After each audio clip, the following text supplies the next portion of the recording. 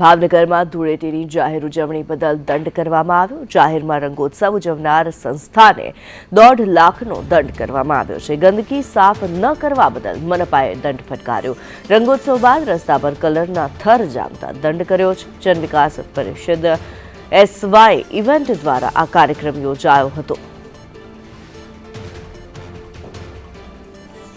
ત્યારે ભાવનગરથી જે સમાચાર આવી રહ્યા છે, ધૂળેટીના દિવસે રૂપાણી સર્કલ નજીક જાહેરમાં રંગોત્સવ ઉજવનાર સંસ્થાને હવે મનપા દ્વારા દંડ ફટકારવામાં આવ્યો છે। જન વિકાસ પરિષદ અને SY ઇવેન્ટ્સ દ્વારા આ સમગ્ર કાર્યક્રમ યોજાયો હતો।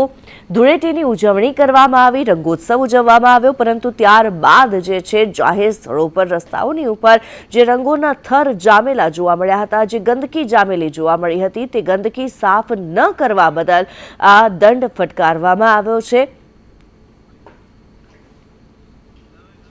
મયુર દવે અમારી સાથે જોડાયેલા છે। મયુર, આપની પાસેથી જાણવા માંગીશું, ભાવનગરમાં મનપા દ્વારા દંડાત્મક કાર્યવાહી કરવામાં આવી છે રંગોત્સવ ઉજવનાર સંસ્થા પર, શું માહિતી છે? જી કિન્નરી, ચોક્કસથી વાત કરીએ તો ભાવનગર શહેરમાં ધૂળેટીના દિવસે રૂપાણી સર્કલ પાસે જાહેરમાં રંગોત્સવનું આયોજન કરવામાં આવ્યું હતું, પરંતુ કહી શકાય કે રંગોત્સવનું આયોજન થયા બાદ જે રીતે જાહેરમાં જે રંગોના જે થર જામી ગયા હતા કલરના, તેના કારણે આખો દિવસ જે તે રાહદારીઓને પરેશાની ભોગવવી પડી હતી। ત્યારે કહી શકાય કે જે રંગોત્સવનો કાર્યક્રમ પૂરો થયા બાદ જે રીતે ધૂળો જે ઉડતી હતી, કલરો જામી ગયા હતા, તેને લઈને મનપામાં રજૂઆત કરવામાં આવી હતી।